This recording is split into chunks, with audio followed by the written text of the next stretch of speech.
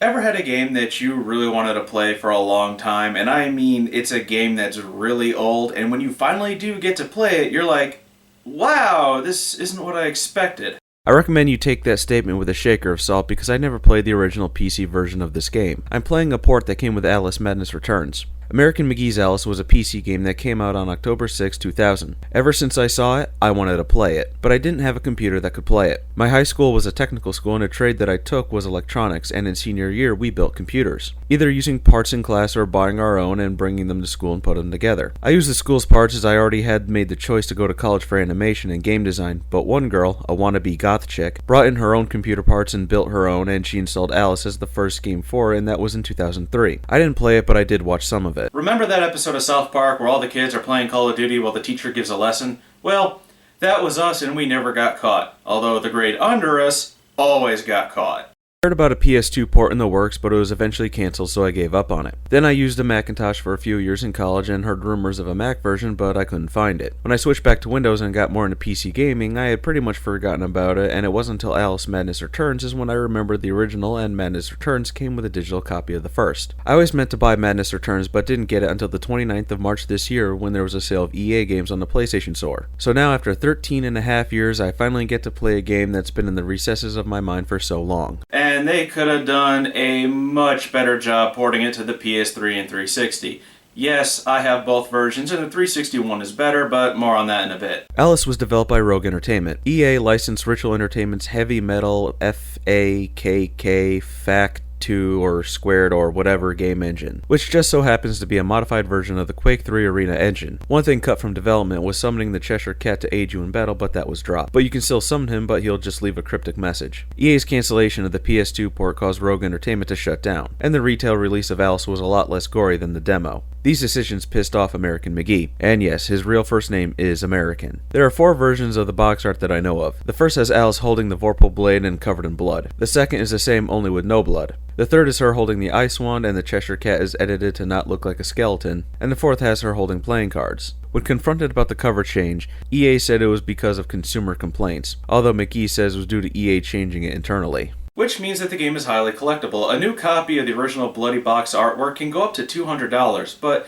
you'd have to be pretty into the macabre to pay that price. The game received a lot of praise in how it reinterpreted Alice's adventures through Wonderland in a very dark light. Looking at it now, the graphics for the time are pretty good and look like something of early PS2 quality, considering that the game was probably in development around early to mid 1999. The game does a really good job with its visual art style. The loading screen itself really sets the mood as it's genuinely creepy, but once you get into the game, it looks rather silly, but that's due to the low polygon count, and that's something we can expect with the time. Something could have looked scary in 2000, but in 2014, it's funny. Like when you watch those really old horror movies and you could see the zipper on the back of the monster suit. But aside from that, it's still a really dark and twisted atmosphere, especially from the Wonderland that we're used to, like the 1951 animated Disney version you may already be used to. Alice in Wonderland has been adapted many times, but this is actually the first video game adaptation, and it's a really good and different way of interpreting the classic story. The music also does a good job in setting the mood. It's creepy, but it's also got a very sad tone to it. It really helps with the psychological horror feel that the game is going for.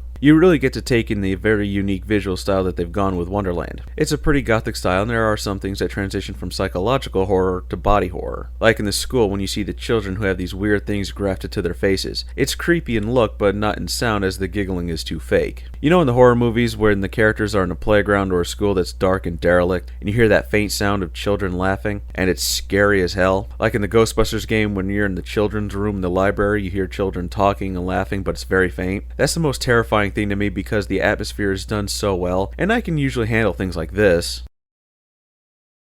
Oh, Luna, what crazy antics will you get into this time? What? I'm not a dick. When it comes to control, it doesn't handle like you'd expect a third-person platform game to handle. It controls more like a first-person shooter, and considering that the game engine is a modified Quake 3 engine, that should be expected. It's not easy jumping from platform to platform as Alice is very slippery and jumping is hazardous. Alice can overshoot her jumps, and maneuvering in the air is difficult as she maintains the same momentum as she did when she was running, so you really can't slow yourself down, and if she lands on the edge of a platform, she just may slide right off. Grabbing onto ropes, which I rarely ran into, requires polygon perfect aim, as if you're off by a slight bit, you'll miss. Now these controls aren't bad, in fact they're good, but are suited for a first-person shooter that you play with a mouse and keyboard, not a controller. Speaking of controller, Alice plays better on the 360 than she does on the PS3, especially when jumping. On the PS3, there's a very noticeable delay from command to action when jumping. There is a slight delay in a 360, but you'll barely notice it. To the game's credit, it does try to ease the pain of jumping by having aimable feet that you can move around to jump. It's really nice that they did that, but it would be a lot nicer if these feet would actually appear when you need them, like a jumping puzzle that appears on medium difficulty. I played the PS3 version on medium difficulty, but I didn't get far as the controls for that version make the game far more difficult than it should be. On the 360, I accidentally chose the easy difficulty, and I found the game to go from being a chore to being enjoyable. And this is mostly because the easier difficulty allowed more room for the controls, which are better suited for a mouse and keyboard instead of a controller. Additionally, I think the 360 controller is better suited for first-person shooters, which is the mindset you need to have when you play this game. Now, I'm not complaining about the game's difficulty. I welcome challenge, but challenge should not come from wrestling with the controls or dodgy programming when it comes to jumping. There's an aiming reticule that you have, but it's really small, and when you move it around it trails about, so it can be hard to see at times.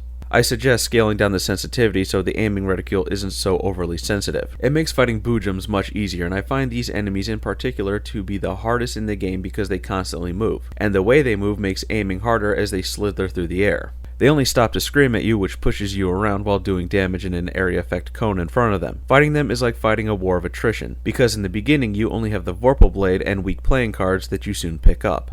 The boojums are the second enemy you encounter in the game, and I feel that you're just not well equipped enough to deal with them until you get the Ice Wand, which is at the halfway point of the game. The boojums only need 2 hits from the Vorpal Blade, which you need to throw to hit them with. Which is fine, but it's not much of an easy task because of their movements and aim. But what really makes using the Vorpal Blade a pain is that you have to wait for it to respawn in your hand, which takes about 5 seconds. Now that may not seem like a lot, but when you're fighting off a lot of enemies, 5 seconds without a good weapon is a long time. The playing cards aren't very effective, but it wasn't until I got out of the Fortress of Doors, which is the first real world following the introductory world, and into the forest where not only those stupid boojums were temporarily gone, but I was able to get better weapons.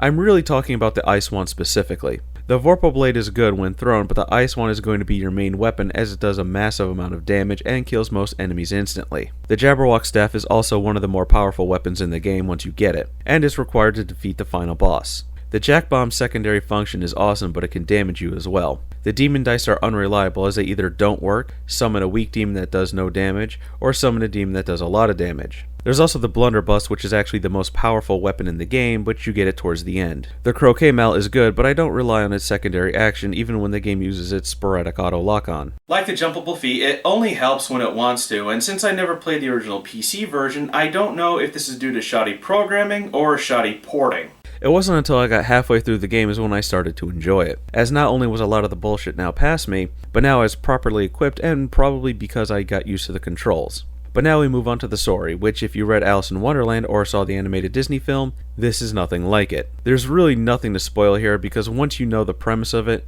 you know where it's going. The character Alice in the game is implied to not be the same Alice from the book, but a girl named Alice that liked the book when she was a child. The opening cinematic shows that Alice's cat caused a fire in her home which killed her parents and sister. Being racked with survivor's guilt, she's locked away into an insane asylum and she falls into a catatonic state, and then finds herself in Wonderland. In some areas you can see statues of a crying Alice, and if it wasn't obvious, Alice is in her own mind, and Wonderland is her broken psyche. At the halfway point, the caterpillar tells you, in a cryptic way, that once Alice defeats the Red Queen, Wonderland will be restored and with it, her sanity. She defeats the Jabberwock, which represents her guilt, and then the Red Queen, and she regains her sanity and she leaves the asylum. And despite the setting and the tone of the story, Alice as a character just has no development. Alice is pretty much a block of wood. She rarely shows any emotion and shows no reactions to anything. She cries when the White Rabbit is hilariously squashed flat. But the Cheshire Cat steals the spotlight every time he shows up. His voice is awesome, the way he talks is so cool, and he's just the best character in the entire game. You want him to show up more than he does. In the original PC version you could actually summon him, but in this version that's been removed and I pressed every button with no result.